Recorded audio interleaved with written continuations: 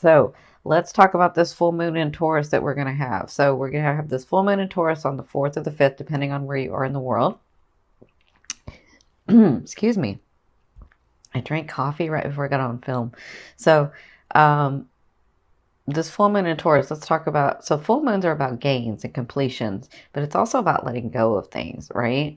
And I explain it this way. So, if from your whole self and your higher self and your whole being, you can accept unlimited amounts of energy. But in this resonance on this earth, in this vibration, there is only so much energy that can run through you, right? And so, if you're holding on to things that no longer serve you, or situations that no longer serve you, or people that no longer serve you. And I know that sounds harsh, but sometimes we just grow apart, right? So if you hold on to those things or past trauma, and you guys have had a lot of trauma growing up, I don't think people understand that, but you've seen a lot. Trust me, I know, I can see it. Um, and so those things, because you're so brave and you're such a warrior and you just kind of just do what you need to do, right? Because of that, you may have this past trauma that you didn't even realize you had because you just kept going and you just kept living. And then it went years and years and you don't even realize that you have it, right?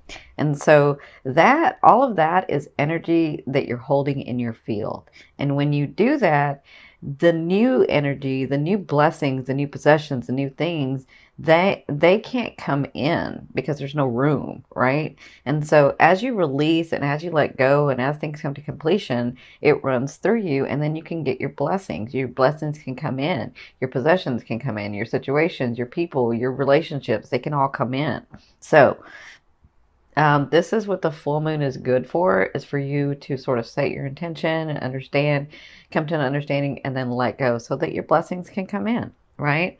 And so the full moon being in Taurus, Taurus loves luxury and comfort and routine, but Taurus also loves tactile, right? So Taurus likes physical. So I feel like physical manifestations will be coming in for you as you release in your house where the full moon is going to be in. Okay. So we have, and plus, so we have Scorpio. We have Taurus. The full moon in Taurus is going to be in your 7th house. Okay. The sun is going to be in your 1st house, where Jupiter is there already, helping you grow, helping you expand, helping the things come to fruition for you, right? And then you have Neptune in your 5th house. So you have Neptune, the sun, and then the moon, which are doing this trine, right? And so this is going to be really lovely energy for you to get through some things and some other things to happen for you. Because Neptune's about the hidden realms. Neptune is like Pisces over in the 12th house, right? So Neptune is that hidden support. It's the collective conscious, it's the emotional mind, but it's also fated stuff, or things that are divinely brought to you, right? So things that are on your karmic path to be able to receive, because maybe you did it in another life, maybe you did all the work in another life and now it's time for you to receive, right? So that's Neptune. So with this trine going on, a trine is this beautiful energy that's going to expand and bring forth things, right? Bring forth situations, bring forth people, bring forth finances, whatever this is for you. So the full moon being in your 7th house, the 7th house is all about relationships. It's all about mirroring. It's all about people coming into your life and you learning boundaries, right? And so the full moon in Taurus in that 7th house is telling me that there are some things that you're going to have to look at to let go, because you have so many other things coming towards you, right? So there are some things that you're having to learn your boundary about in this full moon. But I don't feel like you're learning the boundary. I feel like it's just time to let go of some things. That's what I feel like for you in the 7th house. Now the 1st house so that's opposing, it's the sun.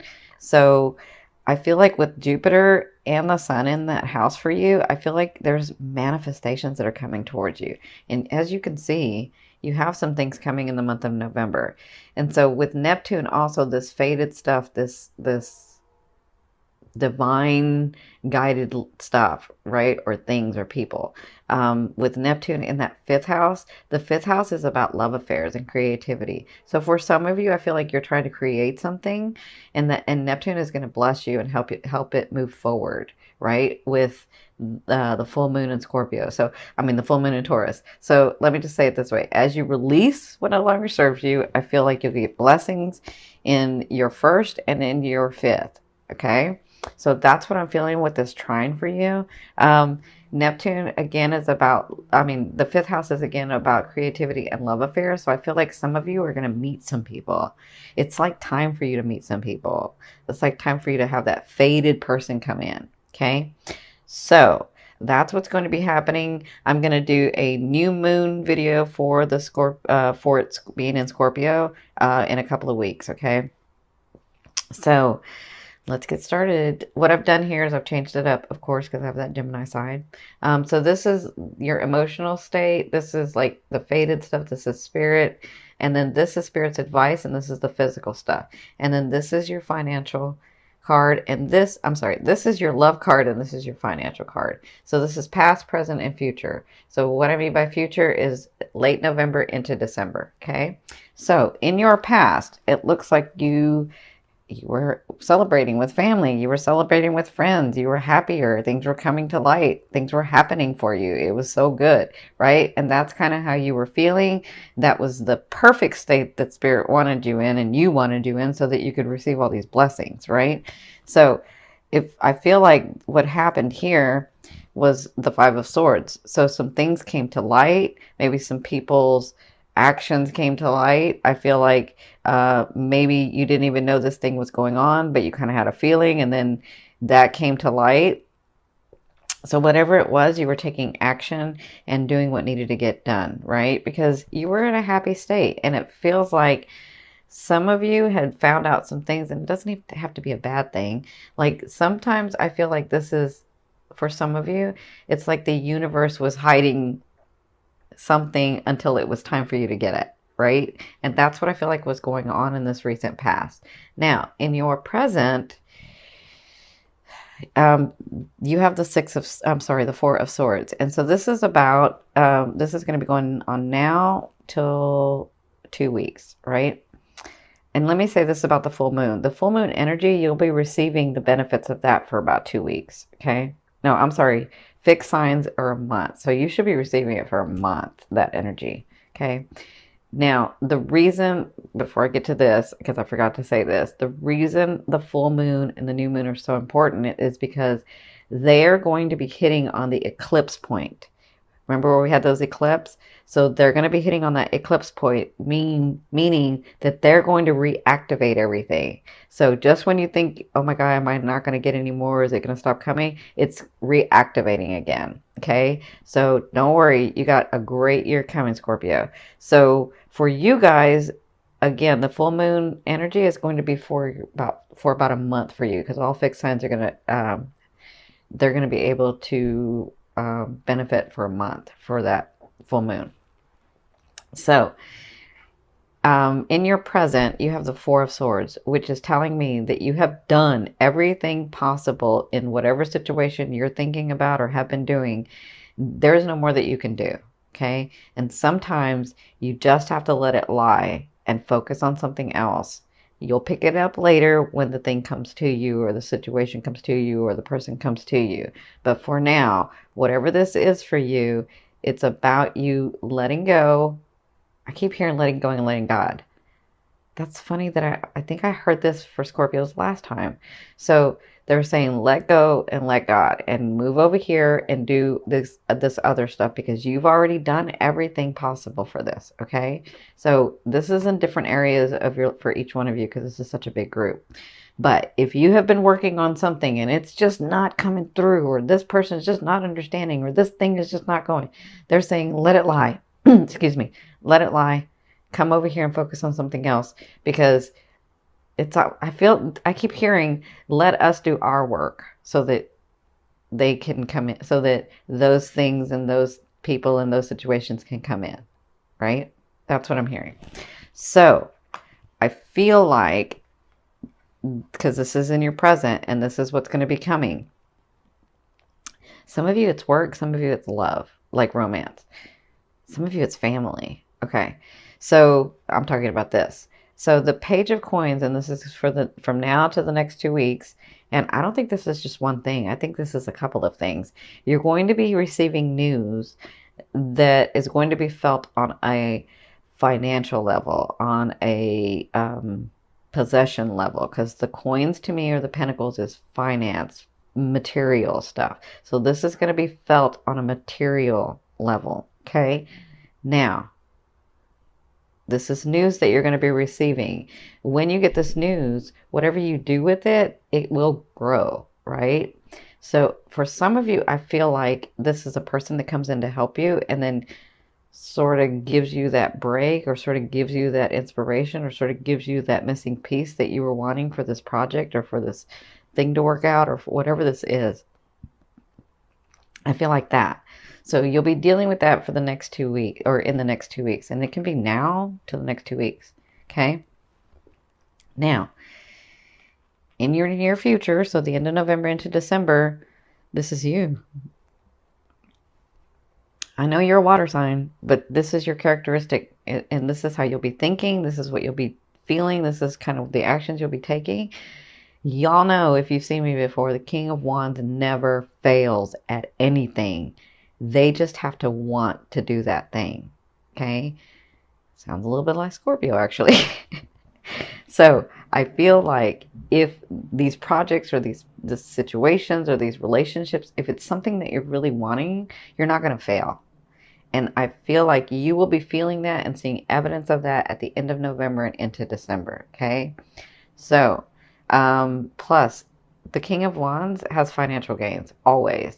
I don't know how they do it, but they're always financially gained. Always. It just happens. So I feel like that's where you're coming to be stepping into this characteristic of passion, of happiness, of not letting go of something and having such passion for it that it just comes through. Like you see it in your head and you make it happen. You make it physical. Okay? So this is the Magician at the end of November and into December. It looks like you will be pulling from what you know and making things happen. And I feel like you're going to get very centered. You're going to know exactly what to do. And I feel like you're like, okay, well, if I need to take more action, that's what I'm going to do. If I need to put more emotion into it, then that's what I'm going to do.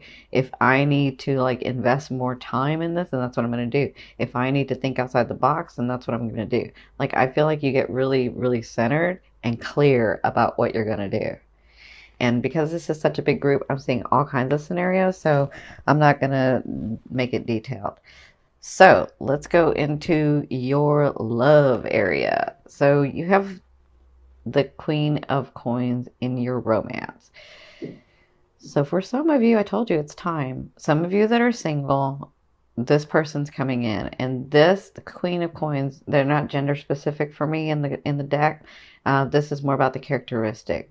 So this Queen of Coins is a very beautiful queen. Her characteristic is that she loves building a community, but that she helps a lot of people, right? And she's very giving, but she works really hard. And so oftentimes she can be faulted because she likes really expensive, beautiful, luxurious things around her. But her thought is, listen, I worked for it. And it's not like I don't give to people. I do give to people. And if I want luxury around me, then that's what I'm going to have. So, she's very stable. She's very solid. Or it can be he. It can be he's very stable. He's very solid, very giving, very loving, really listens to someone when they speak to them. That's who this person is. Like, they really listen and then they try to help, right? And they usually have the resources to help.